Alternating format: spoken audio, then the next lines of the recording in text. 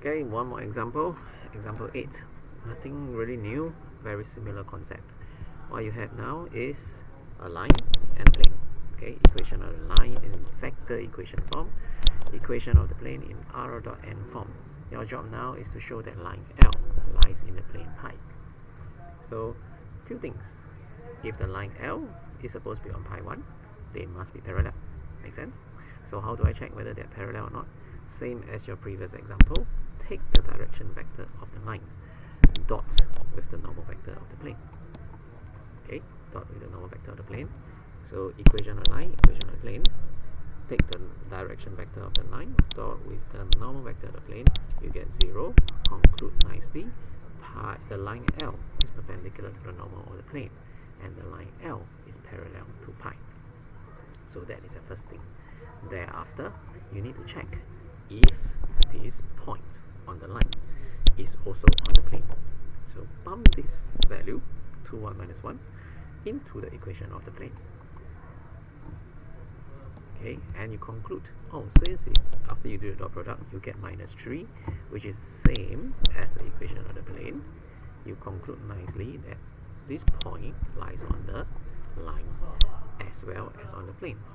So this point, so with this conclusion here, as well as this theory, I can conclude very nicely that the entire line L lies in the plane pi. Okay, so this is one method. So the more intuitive method for most people will be actually just sub the whole line in. Okay, if this whole line I pump inside here, okay, the left hand side, and I can get minus 3, I conclude very nicely the entire line is on the plane, because the line pumped into the left hand side of the equation of plane generates the same answer as the right hand side. It will be the conclusive that the line is on the plane. So let's try this method instead. So what to do now is, you better be very proficient in your dot product, because there are a lot of things to do your dots. Okay, your distributive law better be proficient. Pump in everything, you realize that your t value actually cancel off. You're left with the numerical value of minus 3, which is consistent with the right hand side of your equation of the plane. So with that, this working very quickly concludes that the entire line L lies in your plane pi. Okay, in this example, please asterisk. Okay, we put it as self-reading because it's very difficult, because it's very theoretical. You must be able to generate or to come up with the theories or your action plan on your own. Okay, and this kind of question is rather popular in certain years of the A levels. So what you have now, okay, read the question. I have a line given, vector equation form. I have a plane given in Cartesian form. So what I need you to do now is convert this into your r dot n form, because it's usually very easy to see when I convert. Okay, what I want to see is, I want to see the normal vector.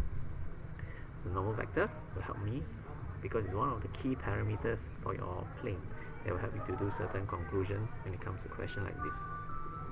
So your job now, okay, equation of a line, equation of a plane. Then they ask you to find P and Q. Condition, line L is on the plane. Okay, line L is on the plane. So this statement alone tells you that if the line L is on the plane, the line 100% must be parallel to the plane. If the line is parallel to the plane, the line is perpendicular to the normal vector of the plane. The line is perpendicular to the normal vector of the plane. If they are perpendicular, dot product equals 0. So I'm going to do this thing.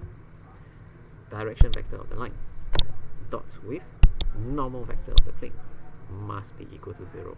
From here, you can solve that P is equal to 0. So first item, you've settled already.